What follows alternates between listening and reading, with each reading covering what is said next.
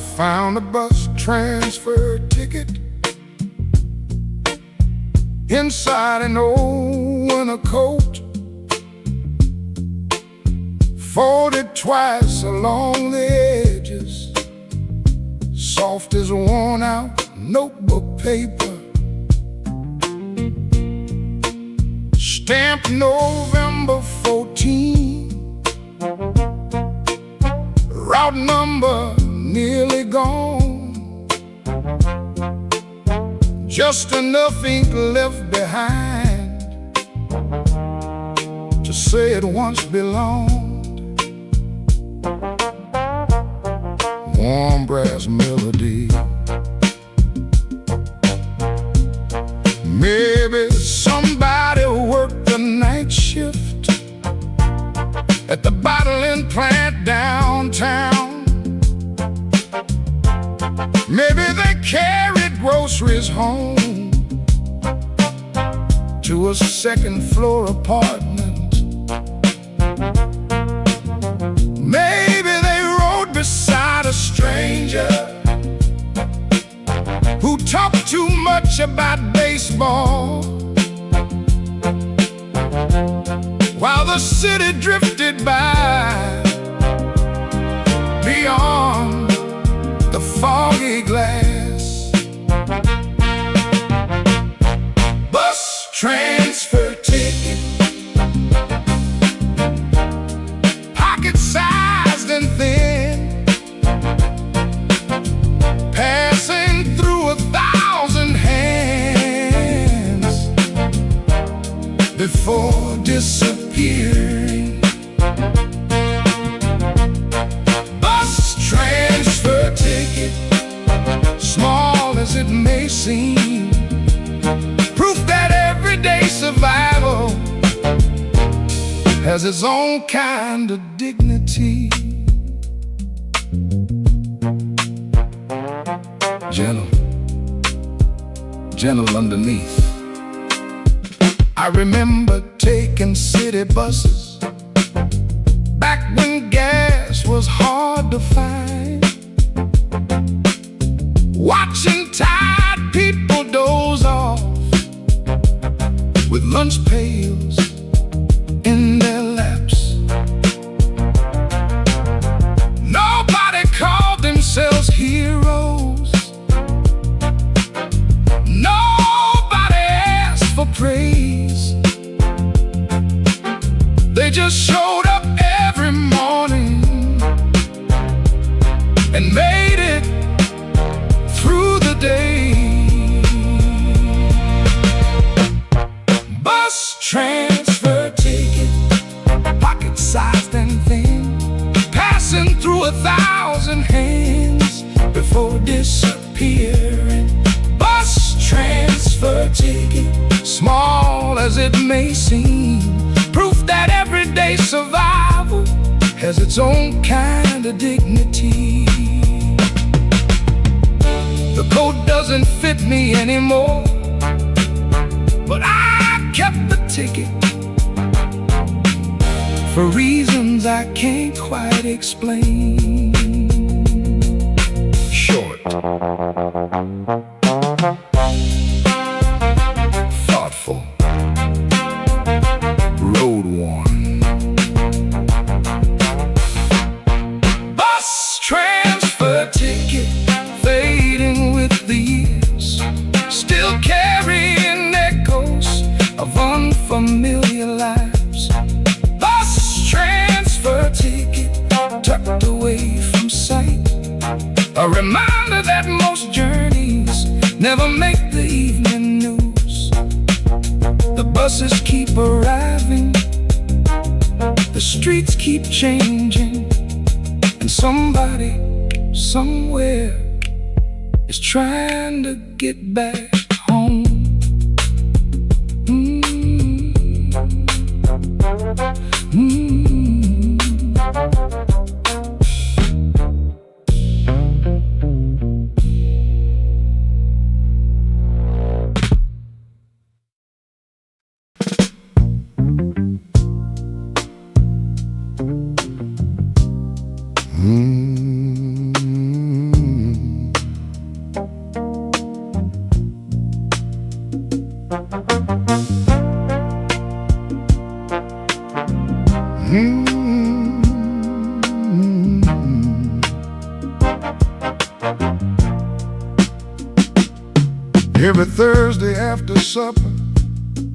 church basement came alive, folding chairs across the linoleum, coffee brewing on the side.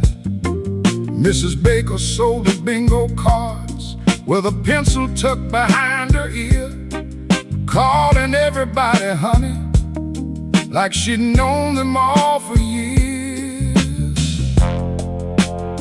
Warm brass melody,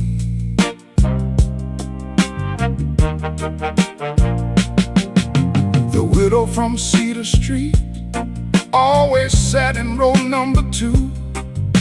A retired electrician claimed he had a system that worked. Teenagers stacked the prizes, cakes and casserole dishes too. Nobody came for fortune, they came because they knew.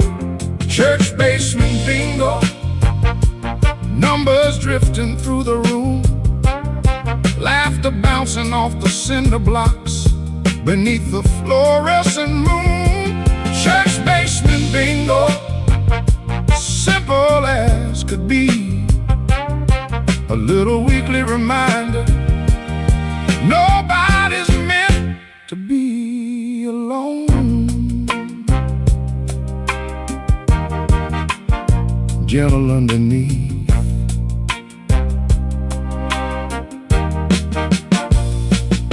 when Mr. Henry missed a Thursday, folks noticed right away. Mrs. Baker packed a pound cake and stopped by the next day. Turns out he caught the winter flu, nothing serious at all. But around those folding tables, people looked out for their own.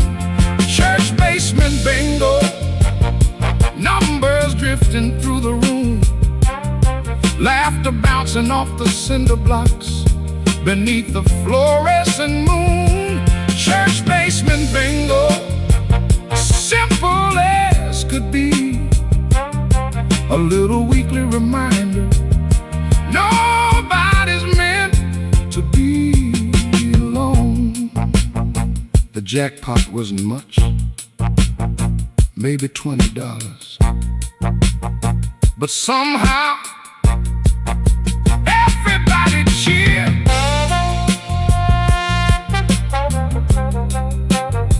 Short, cheerful, neighborly. Church basement bingo, as the coffee pots ran dry, the chairs got folded one by one, and the night grew still. The church basement bingo, long after the lights went low, the kindness people carried home was worth far more than the prize. The pencil stopped scratching, the basement doors closed softly, and another Thursday settles over the little town.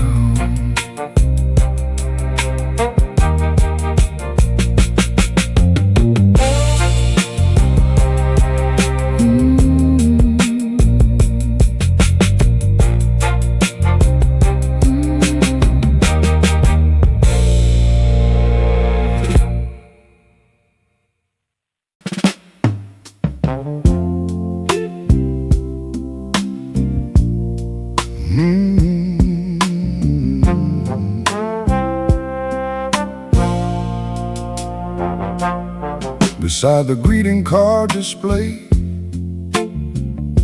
at Henderson's drugstore downtown, a wire rack of postcards turned whenever folks brushed past. Pictures of the water tower, the courthouse and the lake, selling hometown scenery for a nickel apiece. Warm brass melody, Miss Evelyn worked the front register 40 years without much fuss. She knew which soldiers bought stamps home and which grandmothers bought 3. A traveling salesman picked the sunset, a newlywed chose Main Street. Each one searching for a picture that felt enough like love. Drugstore postcards spinning slow and bright, carrying little pieces of ordinary life. Drugstore postcards written in blue ink, saying wish you were here in 100 different ways. Gentle underneath.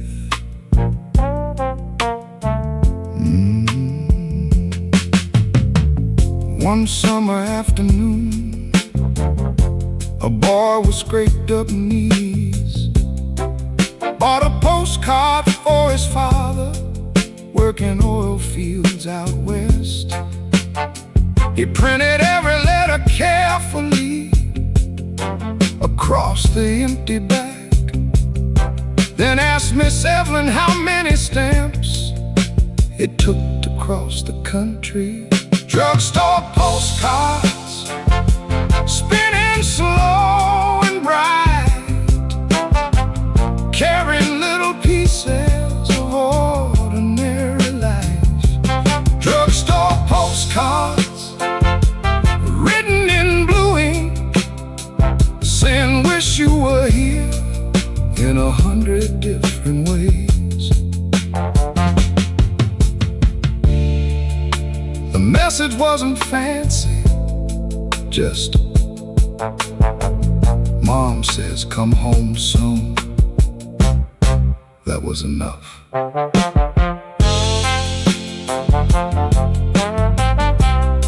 Short, tender, heartfelt. Drugstore postcards, long after they've been sent, still tucked inside old Bibles and dresser drawers. Drugstore postcards fading at the seams, reminding us that love often travels through the mail. The postcard rack keeps turning, the front bell softly rings, and somewhere far from home, somebody smiles and reads.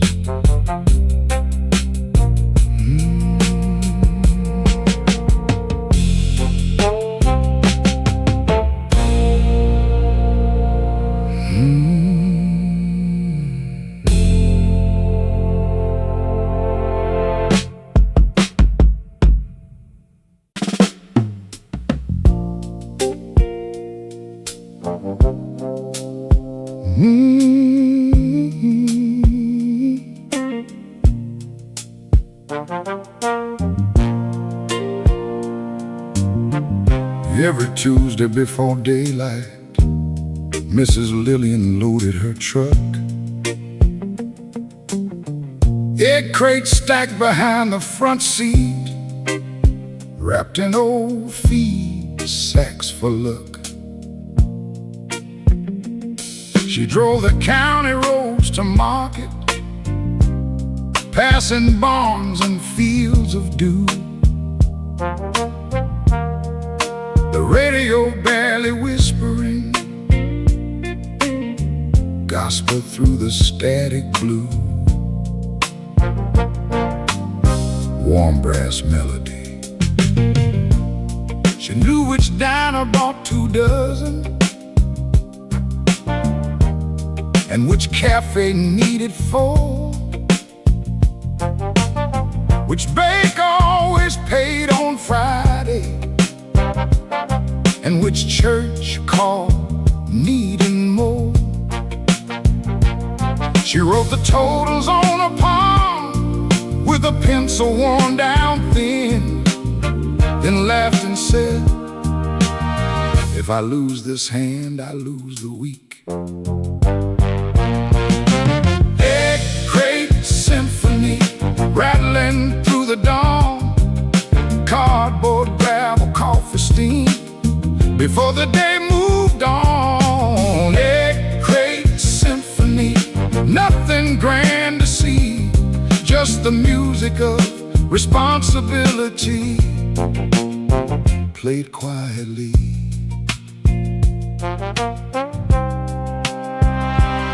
Gentle, gentle underneath. One rainy spring a tire went flat,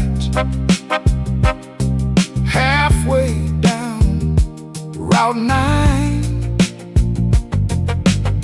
A passing farmer stopped to help without wasting either's time.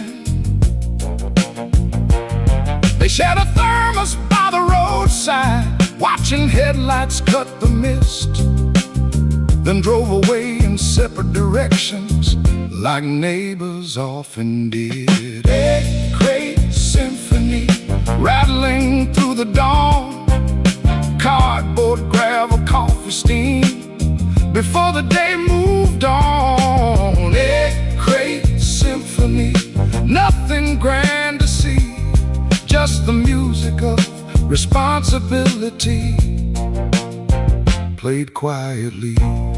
By noon, the crates were empty, and Mrs. Lillian headed home, humming to herself. Short, steady.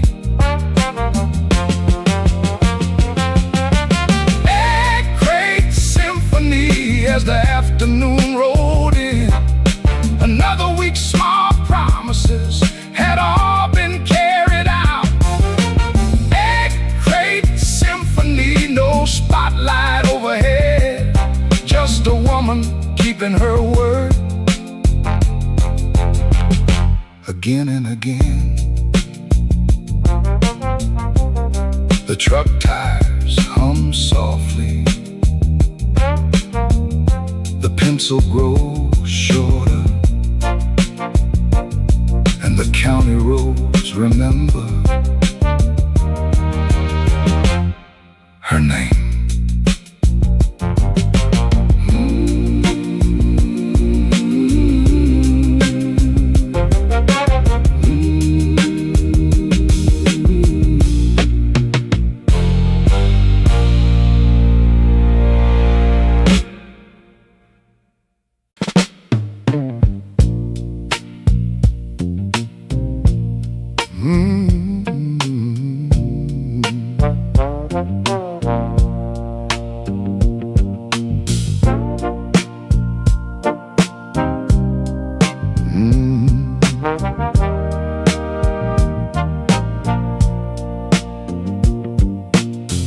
Parker's Family Grocery, the paper sacks stood in a row. Miss Jean folded every handle the same way she'd been taught. She'd ask about your mother, remember birthdays by heart, then double bag the heavier things before you reach the card. Warm brass melody. Mr. Collins bought tomatoes and a loaf of sandwich bread. A young man grabbed some baby formula on his way home from second shift. A little girl carried oranges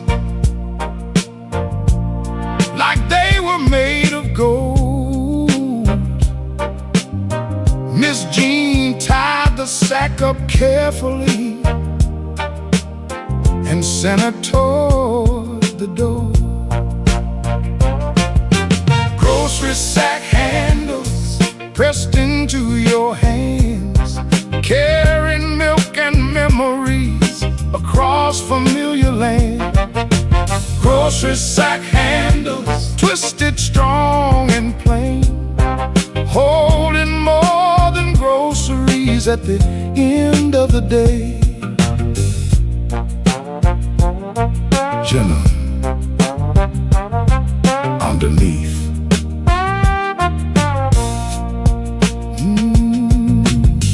Back before plastic took over, those brown paper sacks stayed around,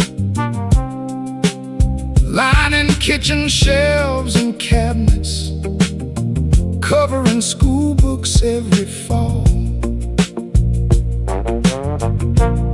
Folks reused them for everything: garden weeds and moving boxes, proof that ordinary objects rarely serve just one purpose. Grocery sack handles pressed into your hands, carrying milk and memories across familiar land.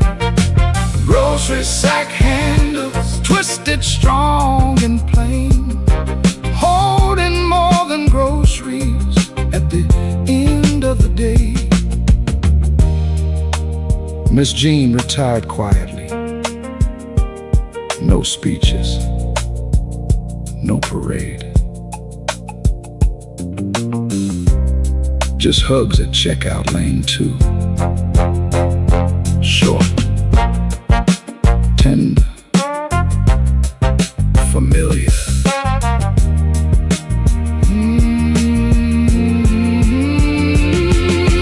Grocery sack handles as the evening settled low, families headed home for supper through the fading glow. Grocery sack handles, simple as they seem, helping carry everyday life one careful trip at a time. The register drawer closes, the front bell softly rings, and somewhere down Maple Street, supper's almost ready.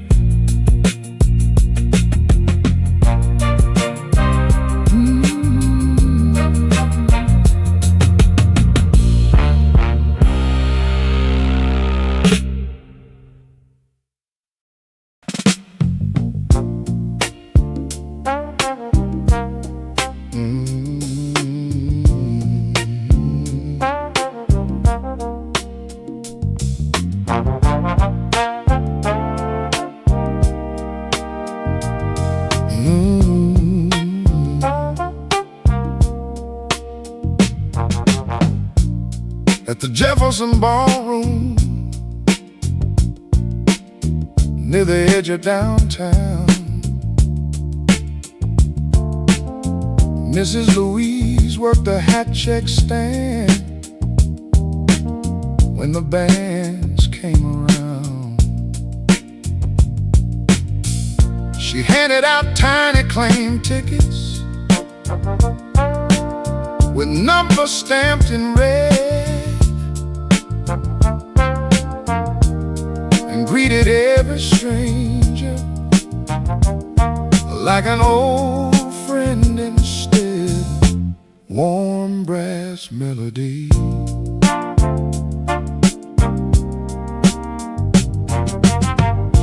veterans in pressed jackets,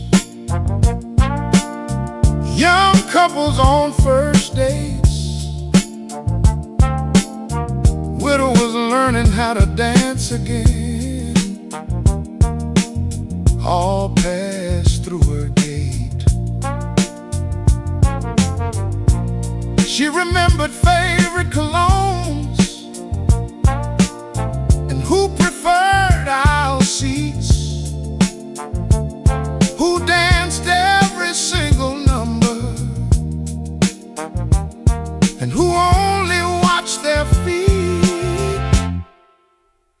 chick smile, waiting by the door, making nervous people feel a little less unsure. Hat chick smile, simple as can be, turning passing strangers into company. Gentle melodic phrases, soft hammering underneath. One shy young school teacher dropped his ticket on the floor. Mrs. Louise slipped it in his pocket and said, "You'll do just fine out there."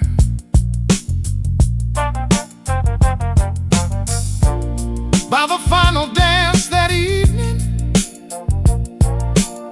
he was laughing with a nurse. Neither knew they'd celebrate 30 anniversaries together. Hat chick smile, waiting by the door, making nervous people feel a little less unsure. Hat chick smile, simple as can be, turning passing strangers into company. She never learned to sing, never played a horn, but somehow she set the tone of every room.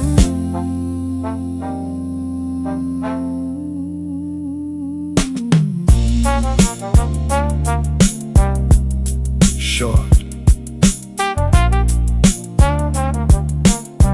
elegant, kind-hearted, hat chick smile. Long after midnight came, the ballroom emptied slowly beneath a chandelier glow. Hat chick smile, still living in my mind, a reminder that small kindness can change the course of lives. The orchestra packs up, the dance floor grows quiet, and Mrs. Louise turns off the lamp until Saturday night.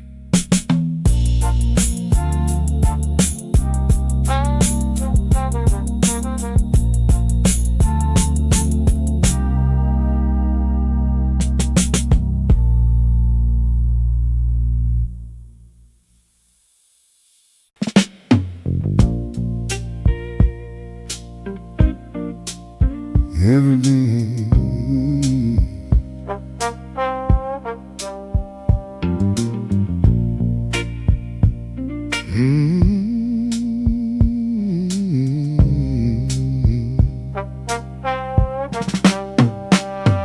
in the waiting room at Harper Insurance, by the magazines and coat rack stand, there was a spider plant in a clay pot, older than half the town. Nobody knew who brought it in, or when it first took root, but every Monday someone watered it before the phones began. Warm brass melody, Miss Carol typed with steady fingers, filing claims and changing names. A farmer came to update papers after buying 40 acres. Newlyweds signed their first policies. An old man renewed his own. Everybody sat beneath that plant until their turn was called. Insurance office plant, stretching toward the light, quiet through promotions, retirements and goodbyes. Insurance office plant, green against the beige, growing through the little seasons of ordinary days. Gentle, gentle, gentle, gentle, gentle underneath. One boy waiting with his mother counted every dangling leaf, while Miss Carol slid him peppermints to help him keep the peace. Years later he returned in a necktie, signing papers of his own, and smiled to see that same old plant still standing by the phone. Insurance office plant, stretching toward the light, quiet through promotions, retirements and goodbyes. Insurance office plant, green against the beige, growing through the little seasons of ordinary days. Nobody put his name on a plaque. Still, everybody would have noticed if it disappeared. Short, gentle, gentle, unassuming. Insurance office plant, as the office lights grew dim, the typewriters fell silent, and briefcases headed home. Insurance office plant, rooted where it stayed, a reminder that faithfulness often looks this way. The last file drawer closes, the coffee pot cools, and the old spider plant leans quietly toward tomorrow's light.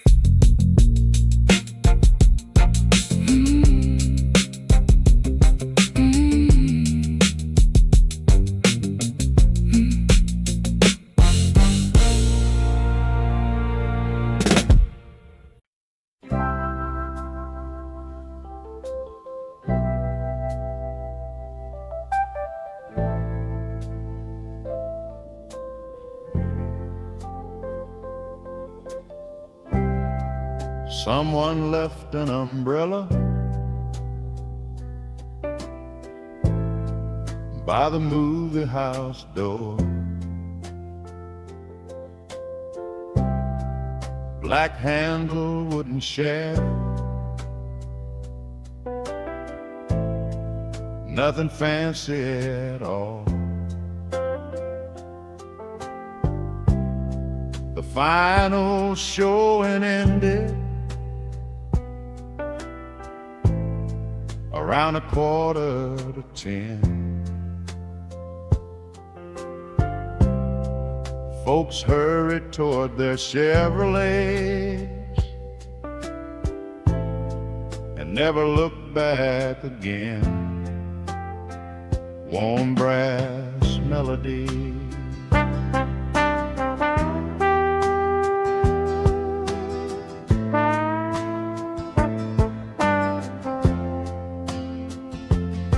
Mr. Clark swept popcorn from the aisles like he'd done for 20 years. Then carried that forgotten umbrella behind the ticket stand. He figured someone would come back before he turned the lights off, because people always did back when he first started that movie house umbrella, dripping by the wall, waiting for familiar footsteps to answer one last call. Movie house umbrella, patient through the night, holding on to somebody's weather until they set things right. Gentle melodic phrases, soft hum underneath. 3 days passed without a visitor. The rain moved out of town. Mr. Clark leaned it near the coat rack beside the lost and found. A girl buying Saturday matinee tickets, Bonnie tore the stand, said, "That looks just like Grandma's." Then took her grandfather's hand. Movie house umbrella, dripping by the wall, waiting for familiar footsteps to answer one last call. Movie house umbrella, patient through the night, holding on to somebody's weather until they set things right. By Tuesday afternoon, an older woman walked in, smiled when she saw it, and said, "Thought I'd lost you for good."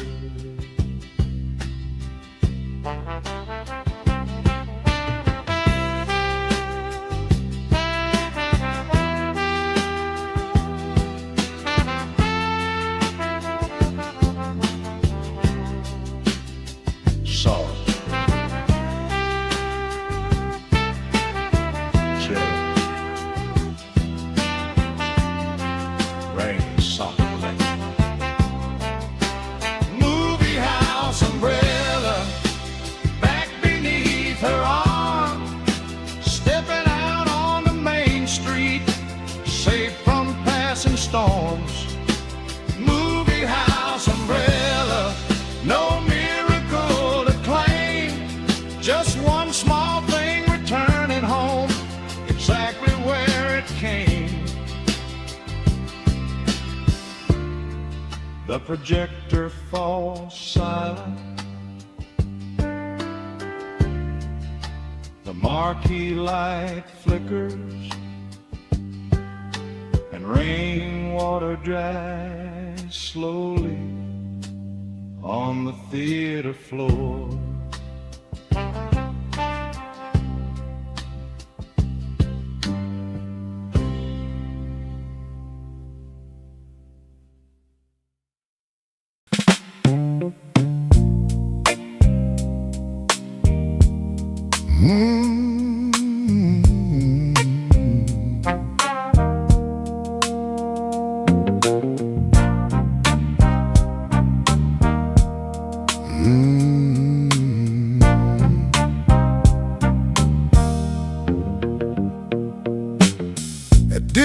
seafood counter, the oyster crackers sat in stacks, wrapped in little paper jackets, beside the cash register rack. Folks grabbed them without thinking, dropping two into their coats for chowder on the drive home, or gumbo at the stove, warm brass melody. A shrimper fresh off the water, ordered red beans every Tuesday. A school principal took catfish before Friday football games. Miss Delia remembered everybody, and who needed extra soup, sliding cracker packets across the counter like quiet acts of love. Oyster cracker jacket, folded white and blue, traveling home in paper sacks to kitchens people knew. Oyster cracker jacket, simple as could be, turning supper into comfort, one handful at a time.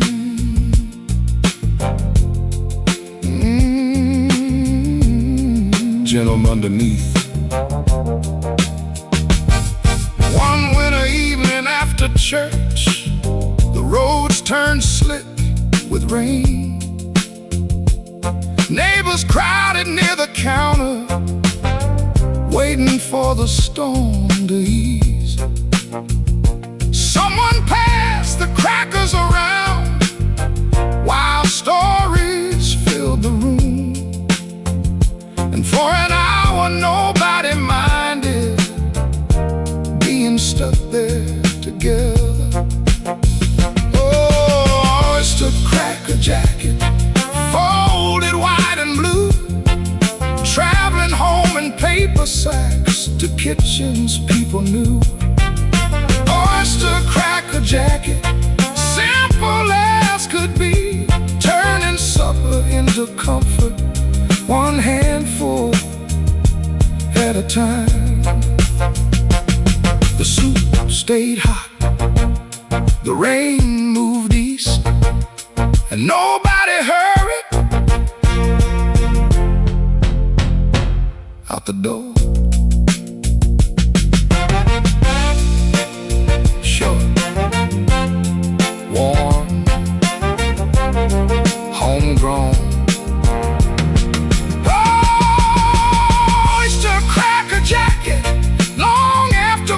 Were done, still tucked inside coat pockets and glove compartments.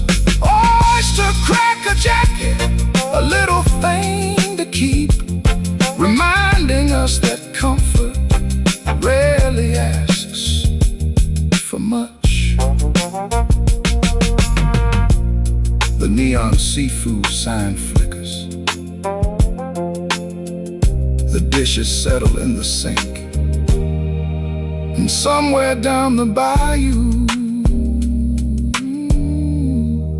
supper prayers are whispered.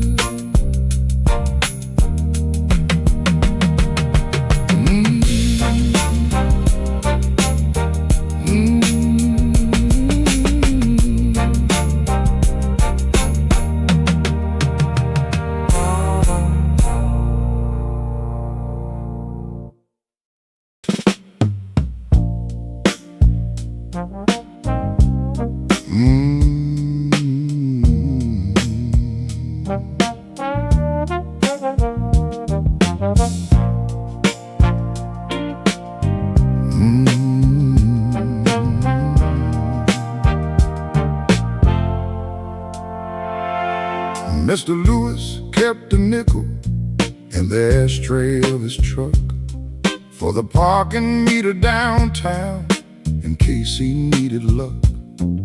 He'd head to Maine on Fridays to pay the water bill and stop by Grant's department store for socks he didn't need. Warm brass melody.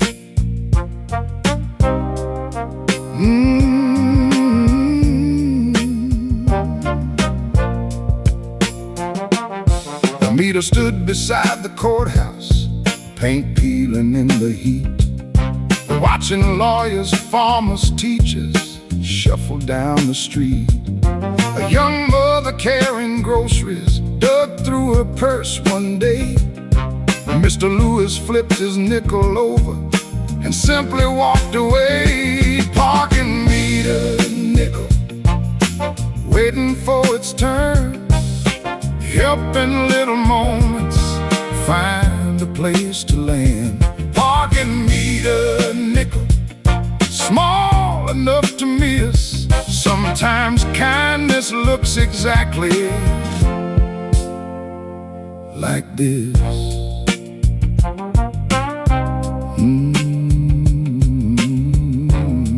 Gentlemen underneath. Years later the old meters vanished, replaced by something new. But Mr. Lewis still kept nickels in the console of his coupe. He said, "You never know who's short today," then shrugged and changed the subject, like generosity was just another habit. Parking meter nickel, waiting for its turn, helping little moments find a place to land. Parking meter nickel, small enough to miss. Sometimes kindness looks exactly like this. Nobody clapped, nobody noticed, except the woman who needed it.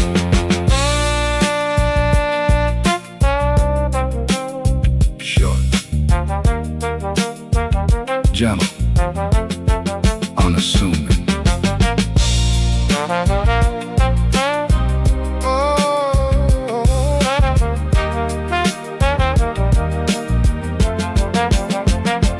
Parking meter nickel, rolling through the years, outlasting all the meters that once stood downtown. Parking meter nickel, shining in my hand, a reminder that goodness rarely makes a grand entrance. The courthouse clock keeps ticking. The sidewalks empty slowly, and somewhere in a pickup truck,